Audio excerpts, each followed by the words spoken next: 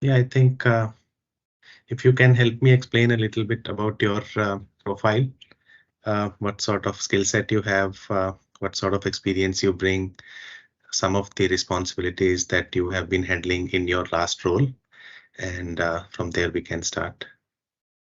Sure, definitely. Yes, I do have 4 years of experience. My current company is Golden City Digital Technologies, where I'm working as a cloud engineer.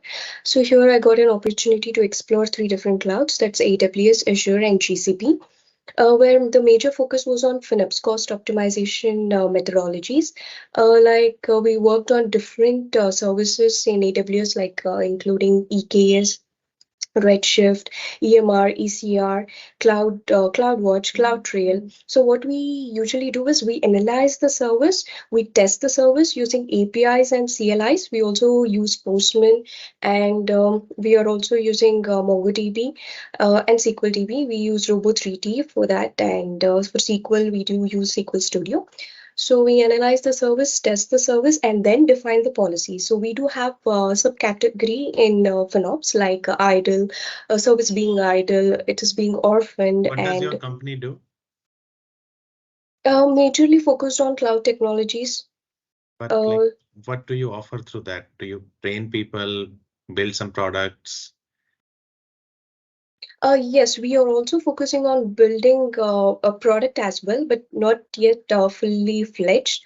We are integrating different technologies. Like we do have DevOps tools, so we are trying out new methods. But as of now, we provide services to clients. That's the major focus as of now.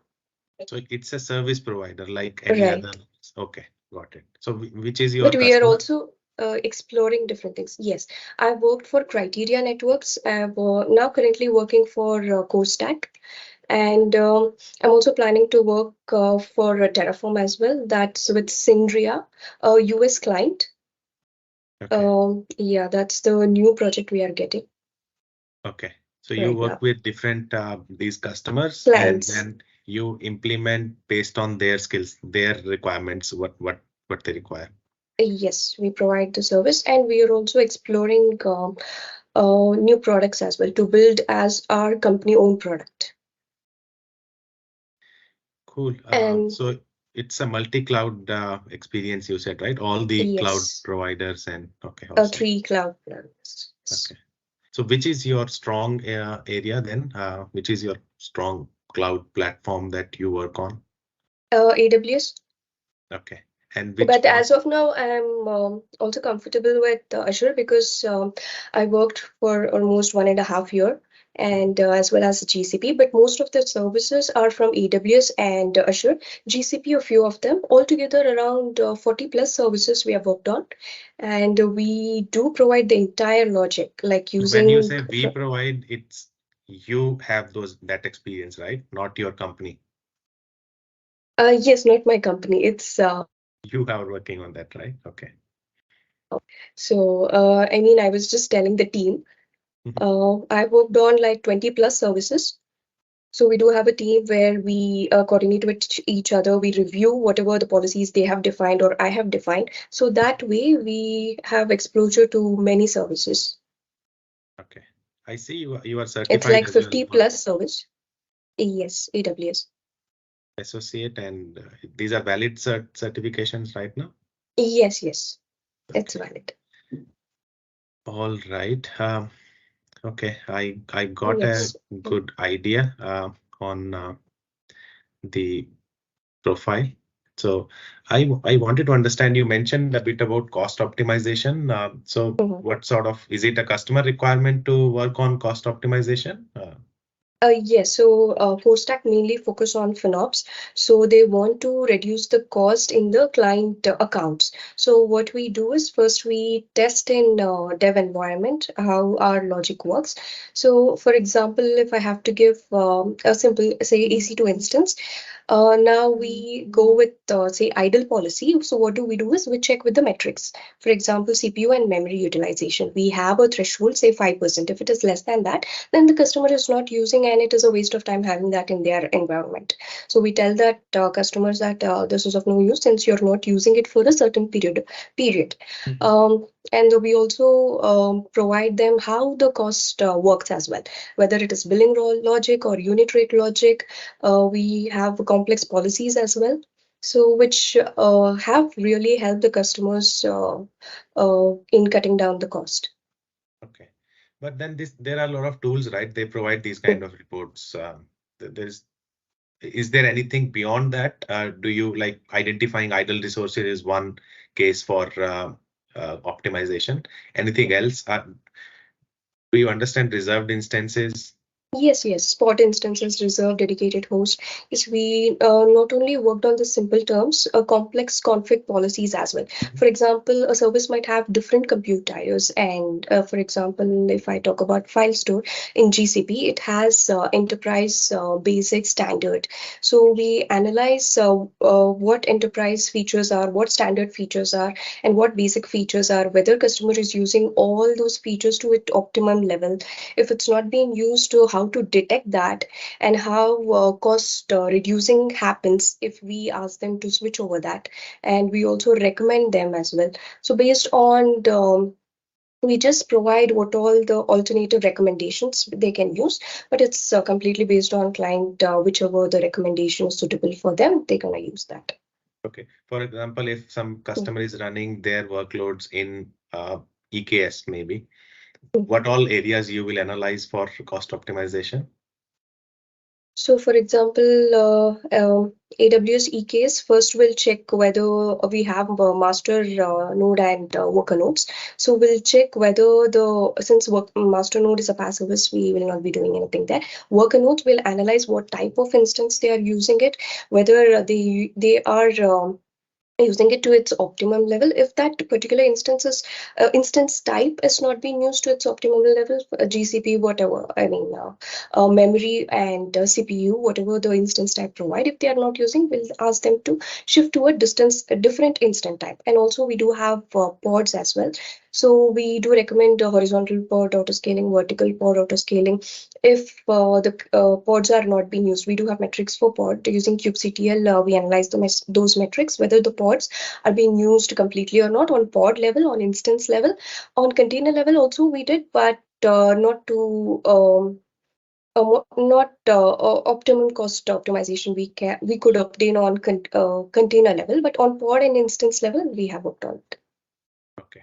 So, uh, and if you have to optimize the container images, that also is a big space, right? Like, Big challenge, yes. It's a okay, complex method. okay, all right. Okay. What about your DevOps area? Are you comfortable in Yes, DevOps? yes, from past 5 months, I've been trained on that, basically on Kubernetes. So all the basic concepts like what is DevOps, what are the tools used in DevOps, how it works. So Can basically, I you understood. explain a sort of a pipeline structure and what Uh, tools and sh technologies you would use? sure. So in DevOps, we first go with the planning, and then the source code, and then build testing, and then we have after testing, we do release and then operate and monitor, continuous integration, continuous deployment, and then continuous development, first is continuous development, continuous integration, continuous deployment, and then the configuration management, and then we have continuous monitoring. So first, if I'm using DevOps planning tool, that's nothing but Azure boards we are using from past 2 years, where we plan what is the project about, and what comes under the projects like Epic. Under that, we do have subcategories as features, and then we have user story and then tasks. So that's the planning tool which I'm using. That's Azure Boards. And next comes the source code. Source code, Bitbucket, SVN, and GitHub. Mainly, I worked on GitHub only. So GitHub, I have experience on Git stash, stash conflict, how to solve that, and master branch, how to create a user branch and merge it to the remote repo from local to remote, and then pull requests. So that's I worked on. I've not worked on SVN and Bitbucket, so only GitHub. And then next comes the containerization tool, integration tool. Containerization tool is Docker Compose, Dockerfile, and then we have integration tool Jenkins, the Bamboo. I worked on Jenkins, so where I'll create a build pipeline. I worked on a Maven. How will Jenkins talk to Azure or Azure DevOps? You mentioned started with. Yeah, yes, I have implemented using a Helm chart. So during so we create what I have done is I have created a Azure AKS in Azure portal, and then I have then implemented Jenkins on it using the Helm chart, and then I have manually as well as scripted, not much, but manually I've done a lot of things like building the pipeline. Terraform, yes, I'm learning Where a does little bit Terraform of fits into this one? Terraform is infrastructure code just to So automate the in a infrastructure. project where Mm. you have For EKS Azure, and yeah, Azure, Azure where does AKS. Yeah, I've not worked on AWS EKS, but Azure AKS I've tried with the Terraform code. Um, Still, I'm learning. So we do have a new project coming up where we have to give a test and then enter into the project. So for that, we are still working on it. So for okay? AKS, yes, we have used the Terraform code. So using And Terraform, you have created the the AKS AKS in cluster. Azure portal, yes, No, but we you are have created. conflict. You are giving conflicting messages. You have created in Azure portal, or you have created the cluster using Terraform. Both I have tried out. First, I have need to know how it works in the portal. So after which I have shifted to code Okay. because that's the automation. Because I usually what I do is I go with the portal experience, like how Mhm. exactly it works, and then with the code. Because on code I don't have much experience, so that's easy to see how it works. And we also provided cost optimization on that. And then Terraform code we have used. Okay. Any experience with Ansible? Ansible, no much experience. Configuration management tool for upgrades, we're going to use it, playbooks and all. Yes, I don't have much experience, but I love to work on those tools as well. Because Are you my next, applying at other companies as well? Like how many weeks have you started trying for new position? And I just started from last week. okay, how is the market? You're getting a lot of calls. How is the scenario? From past 1 week, I just got through two, three calls. One is for Cognizant, the other is for Mindtree. Okay, cool. The market is good. You getting calls Yes, that for DevOps. Yes, and cloud, right? yes, Based on your mainly you have cloud experience, I believe. Uh, right. how is your Linux skill set? Yeah, initially I worked on Linux itself, so I do have good experience on that, where I used to manage user accounts, creating the users, and then providing permissions, ACL, access control list, and If you then have to look at some log file which is being populated in parallel, how would you read that file? /var/logs, where you will get the information about whatever the user have created or done. Mhm. But if And that if log I, file is being populated right now, you want to monitor that log file in real time. So okay. you can't look at the last 100 lines because the last 100 lines will be overwritten very shortly, and then there will be fresh lines added to it. Mm. Uh, you want me to monitor a log file? Just a log file. You want to monitor a log file to get some errors or something like that. Okay, get some errors. Mm, But the data is usually in the last written logs, right? Last mm, written 10 or 15 or 100 lines. But the log right. file is getting populated, like it's being overwritten or not overwritten, but frequently Mm. updated. We can use grep command in the log file, whichever we want to look into it. All Sorry, your right. voice is breaking. Yeah. Is it better now? Yes. Okay. On the AWS or Azure, what is this public subnet and private subnets? Do you understand what is the main difference between all these different Yes, subnets? yes, yes. So public subnets where user is given, we give all the traffic to that public subnet where user can access. But private subnets, only the private IPs are allowed, not the public IPs via the internet. So for public subnet, we basically don't use NAT gateway. For private subnet, we do use NAT gateway or some other like connecting with other VPC, but not with the public directly in contact.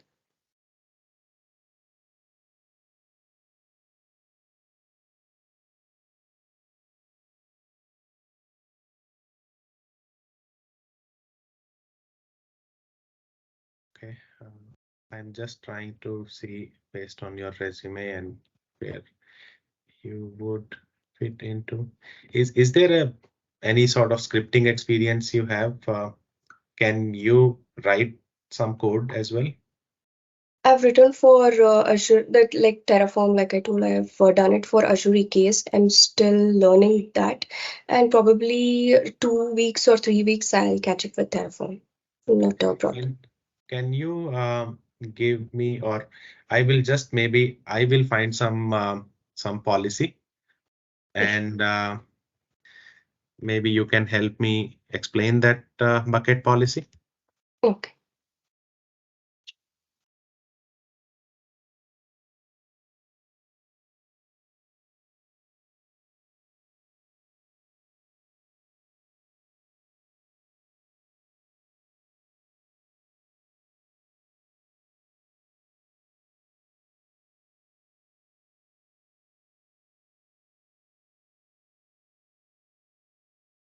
So let me send something in the chat box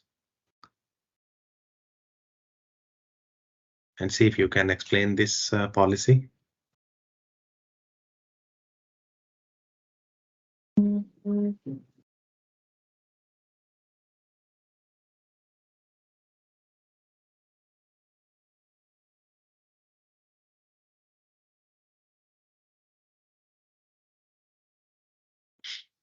Okay, so we are allowing public access to the, yeah, it's on the screen.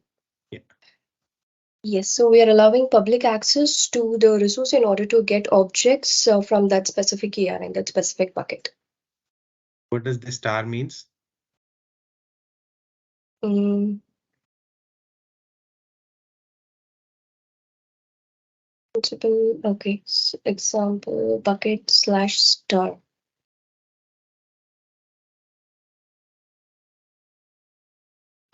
I think any object from that bucket. Okay. If but then object is resource is this one, right? Yes. So And inside that bucket, we do then have what is this? objects. What is this star? The one on screen, principal.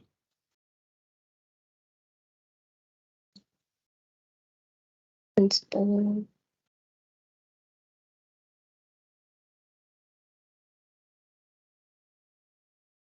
Star.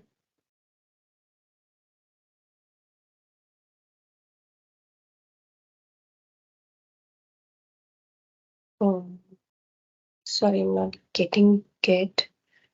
Yeah. I No. think any object can be picked from the bucket. Yeah, correct. That is correct. I just wanted to understand what does this star means. You got it right. I think maybe you are getting some idea from this line, or but I wanted to understand on what is this principal star means. Okay, principal star. And what does this action means? Action is where you perform any task. So here, your action is to get the object from S3 bucket. So this is the resource where which bucket we have. This is the action. Then what would this be? This possibly is the user, right? Where who Okay. right? Who is trying to access? No, well, just star means public. You can say it's not specified any user or role there. So, Okay. okay. Can you write a bit of Terraform code or something you can explain as well, or if any of the language where you are comfortable with, you can write some simple use case, maybe a hello world in that project, Okay. maybe a Docker file.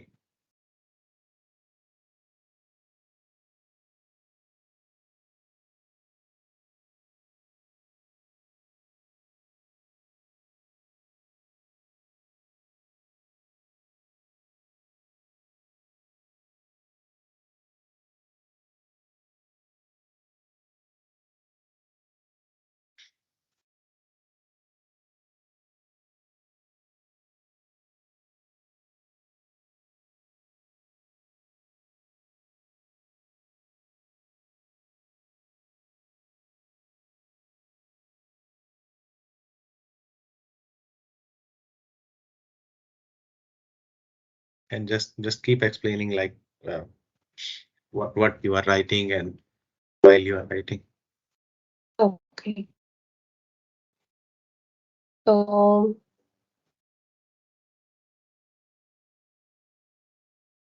well, I just know how it works when I see the code, but right now I'm not able to remember it. Just a simple, even if it is not correct, like syntax Okay. wise or something, I want to understand whether you know conceptually. And I believe you are certified, so you would know those sort of things. That's the level I need to understand.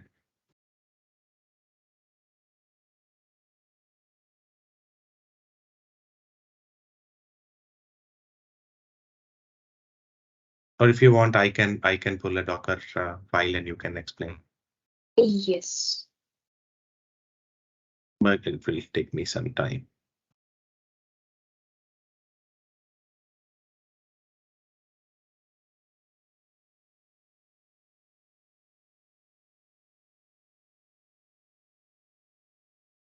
Okay, I have a file. Let Okay. me share it and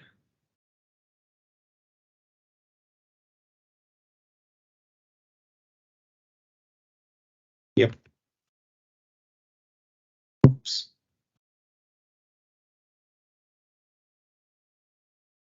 Is that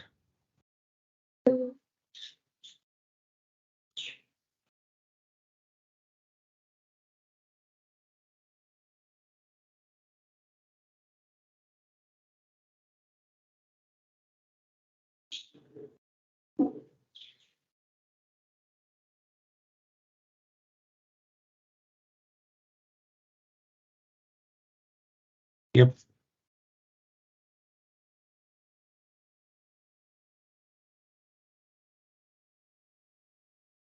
Okay. So first we're gonna pull the base image, that is the container base image. That will be Node and the latest version is 14. And then set the working directory inside the container. What does this specify? Uh, the version. And next, we are creating a working directory in a container because um Docker file will be of same name, but folder should be different. So we're gonna create a folder slash app and then copy the package JSON and package log JSON file to the working directory.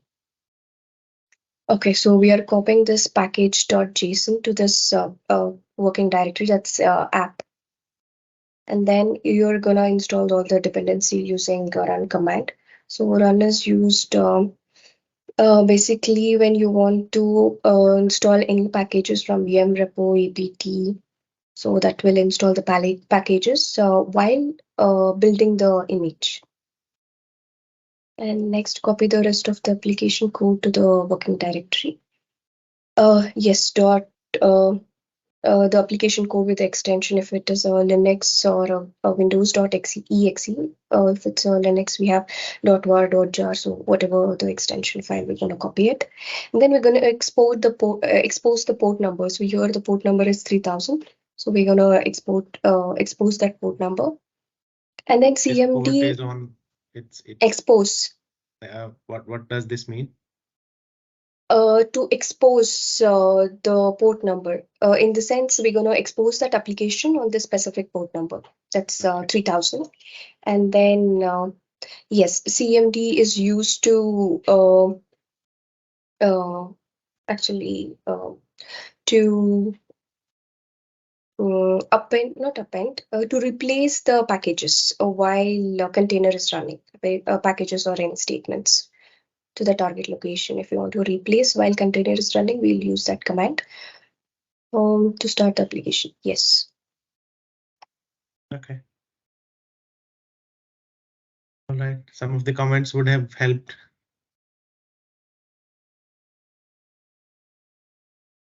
Sorry.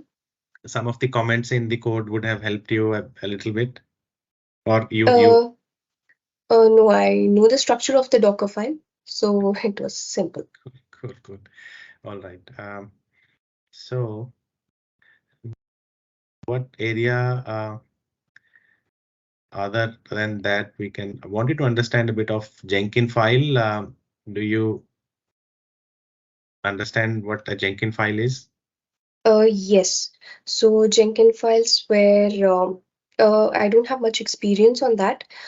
Jenkins, I've done all the manual activities. So for Jenkins, we do have a declarative and a scripted, um, where we gonna specify the um, build a pipeline task. Like if I take Maven, we do have 6 tasks. So the task, it can be scripted in Jenkins file. And then the jobs will be, sorry, I'm not able to see your video. Yep, I'm there. Yes. Yeah. So automatically all the task which has been which has been specified by the build tool, it will be done. Like for me, when we have some 6 tasks: code review, compile, unit test, metric check, package to deploy. So all that can be just dumped into a code, and that will perform the job. Okay. Can you tell some experience you earlier mentioned about CloudWatch agent or CloudWatch monitoring? What sort of experience you have? CloudWatch, basically, we monitor the metrics of various resources. I have also set up the alarm. Like whenever the threshold increases, the alarm has to populate, and a user has to get the notification. I worked on SNS. What are the Sorry, out I of the think box monitoring in CloudWatch? And there is also a CloudWatch agent. When do we need agent? a CloudWatch agent I've used for AWS AKS. So we do require CloudWatch agent. Okay. Why do we need agent? What's the advantage, disadvantage of an agent? Disadvantage? Advantage and disadvantage, like, because when I create an EC2 instance, I do get some metrics out of the box. I don't need an agent for that. Right. What specific use cases do we need agent for? CloudWatch agent specific use cases. I do remember that it is for few services.